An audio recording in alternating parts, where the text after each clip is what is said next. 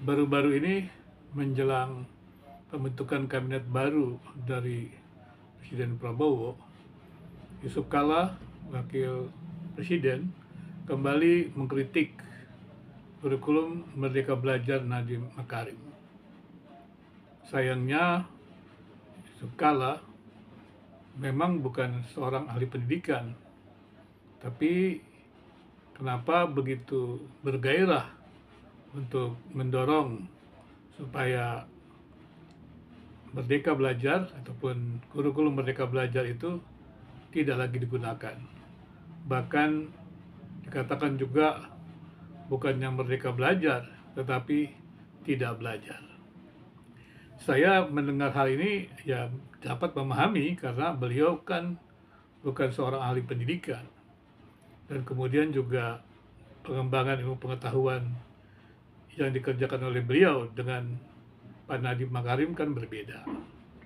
Ya kalau Pak Nadiem Makarim kan pengembangan ilmu tahunnya, pengembangannya berbasis kepada ilmu pengetahuan begitu ya. Usahanya bisnis berbasis kepada ilmu pengetahuan, sedangkan Wakil Presiden Yusuf Kala kepada ya bersifat manufaktur begitu, kepada hal-hal yang sifatnya sumber daya alam. Jadi kemudian tentu saja berbeda. Tapi persoalannya adalah mengapa harus mengkritik yang namanya Merdeka Belajar ya, ataupun kurikulum Merdeka Belajar. Dan juga ada banyak komentar yang mengenai keheranan mengapa Wakil Presiden Yusuf Kala mengkritik program Nadiem yang menurut saya Menteri Pendidikan itu luar biasa sekali ya. Dan menurut saya sudah pada jalannya. Dan kalau melihat dari kritik dari Yusuf Kala dan juga dia menjelaskan perlunya ada ujian nasional supaya belajar gitu, ujian. Di sini jelas bahwa Yusuf Kala tidak mengerti bagaimana ataupun tentang pendidikan ataupun juga proses mengajar dan belajar. Dan dia pikir bahwa dengan orang diberi ujian maka mereka belajar, dan kemudian dengan adanya nilai ujian berarti mereka menguasai materi. Dan ternyata kan kita lihat ya banyak orang belajar untuk ujian, tapi setelah itu ya mereka tidak menguasainya. Bahkan yang lebih mengerikan lagi adalah ketika ujian nasional itu banyak orang berusaha, bahkan guru serta murid menggunakan segala macam cara untuk bisa mengisi ujian-ujian itu sehingga mendapat nilai yang baik. Tapi kelulusan atau ijazah itu tidak beriringan dengan kompetensi daripada siswa sesuai dengan profil lulusan yang ditetapkan.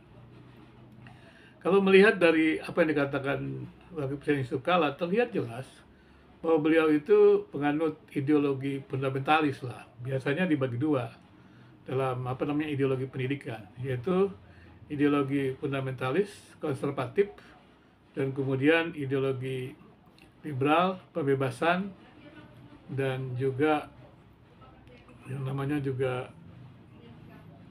dimasukkan sebagai sesuatu yang merdeka lah gitu ya. Nah, seperti misalnya pembelajaran yang merdeka seperti anarkianisme gitu. Jadi biasanya ada tiga tadi dalam pembelajaran ideologi merdeka, ada yang namanya liberal, liberasionisme, dan anarkianisme. Dan ketiganya ini sebetulnya bisa dikelompokkan kepada pembelajaran merdeka. Tapi kemudian kalau fundamentalis dan konservatif ini pembelajaran yang otoriter gitu ya, seperti itu. Nah, model lama, jadi pengetahuan itu ditransfer dan siswa ya tinggal menerima saja. Dan itulah sebabnya terjadi persoalan atau permasalahan terhadap ataupun persepsi yang salah terhadap kurikulum Merdeka Belajar. Dan kemudian juga mengapa penerapan Merdeka Belajar mungkin belum maksimal? Ya tentu saja dalam sebuah proses, sebenarnya proses itu sudah tetap. Tapi juga dalam proses untuk sosialisasi dan juga pembinaan guru, pelatihan guru, dan juga pelengkapan sarana prasarana itu kan sebuah proses. Jadi perbaikan mutu itu sebuah proses, tidak tiba-tiba saja gitu. Kemudian juga kita mesti hati-hati ketika bicara misalnya tentang indeks PISA. Indeks PISA kan bicara tentang 3 kemampuan ya, literasi, sains, dan matematik. Tapi kecerdasan siswa itu atau kesamaan jemik tidak hanya terbatas itu. Jadi kalau hanya terbatas itu, maka siswa itu terpenjara. Maka dikatakan perlu merdeka. Kenapa perlu merdeka belajar gitu? Karena sekarang ini kalau kita mengajar atau guru mengajar, maka harus juga melihat kepada potensi dari siswa, minat dari siswa, bakat dari siswa. Sehingga dengan demikian kalau siswa itu belajar tidak sesuai dengan potensi, minat, bakatnya, dia akan terpenjara gitu. Dan itulah sebabnya kemudian juga harus dipahami mengenai konsep belajar itu. Kita memegang sekarang konsep belajar itu adalah konstruktivisme. Konstruktivisme itu adalah pengetahuan tidaklah diajarkan atau dipancarkan oleh guru, melainkan dibangun dari dalam diri anak atau from within, melalui dialog dan saling berbagi informasi. Jadi sekali lagi, pengetahuan itu dikonstruksi ya, bukan lagi dipancarkan ya, dipancarkan oleh guru. Maka dengan demikian, belajar itu sebenarnya proses menemukan dan membangun pengertian oleh siswa terhadap informasi dan pengalaman yang disaring melalui persepsi, pikiran, dan perasaannya. Jadi begitu ya. Itulah, jadi proses belajar itu seperti itu, jadi menemukan dan membangun pengertian oleh siswa terhadap informasi dan pengalaman yang disaring melalui persepsi, pikiran, dan perasaannya. Itulah yang menyebabkan dalam proses belajar itu siswa harus mengkonstruksi pengetahuan itu dengan difasilitasi oleh guru. Jadi kalau kita melihat hal itu, maka belajar efektif terjadi ketika anak terlibat aktif dalam pembelajaran. Dalam proses pembelajaran ya ada ya anak-anak itu ya terlibat.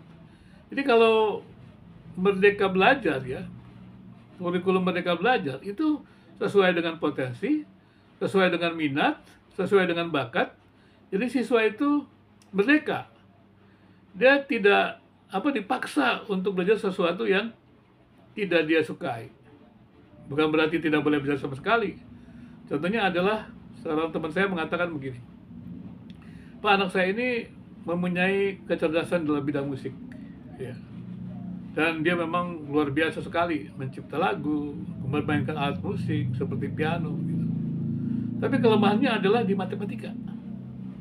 Dan dia harus mengulang beberapa kali, ya, karena ujian matematikanya kurang bagus.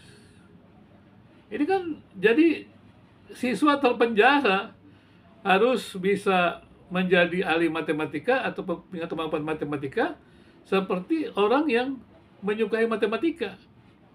Padahal dia menyenangi musik, minat bakatnya di musik, bukan di matematika. Nah, inilah yang disebut tidak merdeka. Dan sebenarnya juga memang belajar itu kan harusnya memperlengkapi siswa, ya, untuk bisa siswa itu yang mewujudkan mimpi-mimpinya. Jadi dia merdeka, dan itu bisa dilihat dari proses pembelajaran. Jadi kalau dikatakan apakah ada ujiannya, setiap guru yang mengajar, kemudian dia tahu bagaimana proses pembelajaran agar materi menjadi kompetensi, maka dia juga tahu indikator apa yang bisa menjadi alat ukur bahwa siswa itu menguasai materinya. Dan kemudian ketika ada semacam ujian-ujian, tes itu tidak harus ujian seperti hasil belajar seperti ujian-ujian yang ujian nasional, tidak harus demikian. Ya bisa juga di dalam ruang kelas dengan segala macam cara-cara mengujian, dan harusnya guru tahu mengukurnya. Jadi kriteria apa seorang murid itu dikatakan menguasai materi yang sudah diajarkan. Tentunya juga dengan mengacu pada standar dan indikator dari pelajaran yang diajarkan itu. Mestinya tahu, walaupun memang tidak semua guru bisa mempelajarinya, dan itu memang harusnya juga bisa. Kalau saya misalnya mengajar mahasiswa lah, tentang menulis gitu, penelitian, ya saya tidak akan banyak ujian. Saya lebih banyak mengajar dia bagaimana mereka praktek ya menulis, misalnya mereka menyusun struktur kalimat paragraf induktif, kalimat paragraf deduktif, bagaimana menyusun struktur, misalnya dengan model Toulmin, dan kemudian parisnya bagaimana yang menunjukkan ada urutan logis dari tulisan tersebut. Dan saya minta mereka praktek untuk itu. Apakah saya bisa menilainya? Bisa. Dengan mereka membuat tulisan, bisa. Ya. Dengan paper, makalah. Jadi cara mengukur kemampuan siswa menguasai materi menjadi kompetensi itu ada berbagai macam cara. Jadi bukan hanya membuat ujian tertulis seperti ujian nasional. Dan menurut saya itu lucu sekali. Bagaimana bisa sekolah dari berbagai macam kelas itu dengan tingkat yang berbeda diuji dengan pertanyaan-pertanyaan yang sama. Dan juga itu akan sulit juga. Pertanyaan-pertanyaan itu kadang-kadang menimbulkan jawaban tunggal. Jadi tidak membuat siswa itu kreatif. Karena semuanya jawaban tunggal tergantung guru, tidak kreatif gitu. Jadi ini kan menjadi persoalan. Padahal sekarang ini kan siswa itu mesti dilatih untuk kemampuan berpikir tingkat tinggi sehingga bisa inovatif, kreatif dan inovatif. Jadi sekali lagi kurikulum Merdeka Belajar itu sudah tepat. Hanya saja memang ketika diterapkan guru-gurunya belum sanggup. Demikian juga di perguruan tinggi. Merdeka Belajar Kampus Merdeka itu juga banyak yang salah memahaminya karena sosialisasinya mungkin kurang juga, dan juga memang tadi gaji gurunya terlalu rendah, gaji dosennya terlalu rendah, sehingga tidak banyak pelatihan-pelatihan untuk meningkatkan pemahaman dosen, pengembangan kurikulum dan segala macamnya. Tetapi kan bukan berarti itu salah, itu sudah benar, tapi perlu dijalankan dengan peningkatan mutu yang berkelanjutan. Dan menurut saya bagaimanapun juga mau digantikan itu tidak akan ada persoalan sebenarnya. Jadi itu bukan hal yang penting, karena secara ilmu pengetahuan kita sudah tahu, mereka-mereka yang tahu kurikulum mengerti hal itu. Jadi kalau disalahkan ya menurut saya tidak sesuatu yang penting di sana. Dan semua yang memahami kurikulum mestinya tahu seperti itu. Tapi ya mungkin juga ya ada banyak orang juga mungkin yang tidak menguasai kurikulum tapi mencoba untuk membahas tentang kurikulum, ya sudah kepakarannya tidak sesuai seperti itu. Jadi sekali lagi harusnya memang kita juga mengerti bahwa apa yang dilakukan itu sudah tepat ya. Dan memang sekali lagi ya perlu juga ya memang pemahaman pengembangan potensi siswa itu dipahami oleh guru-guru, bagaimana harusnya belajar itu, bagaimana belajar itu menjadi sesuatu yang menyenangkan, kemudian juga pengetahuan bagian utama dan modal mengembangkan inteligensi, dan segala macam hal. Demikian juga keterlibatan orang tua ya. Dan kemudian juga bagaimana sih visi-visinya gitu ya. Kalau saya pikir Kementerian Nadiem Makarim sudah menjelaskan dengan jelas visi pelajar Pancasila. Dulu kita nggak punya visi yang jelas mungkin jadi apa. Jadi akibatnya memang terjadi persoalan-persoalan diskriminasi di pendidikan, padahal pendidikan itu non diskriminasi. Jadi menurut saya ya kritik dari Pak Yusuf Kalla, saya tidak memahami apakah memang beliau memang betul ingin kembali ke masa lampau, ya itu berarti memundurkan, dan itu taruhannya terlalu berat. Ya. Kemudian juga apakah memang sekadar ingin mengusulkan seorang menteri baru yang menjadi selera beliau, saya juga tidak tahu. Tapi yang jelas adalah menurut saya Menteri Pendidikan Makarim itu sudah berada pada jalur yang benar, dan peningkatan mutu yang berkelanjutan harus terus dilakukan. Dan saya percaya kalau terus dikerjakan dengan sungguh-sungguh dan ada niat baik pemerintah, maka kita akan mengalami peningkatan dalam bidang pendidikan.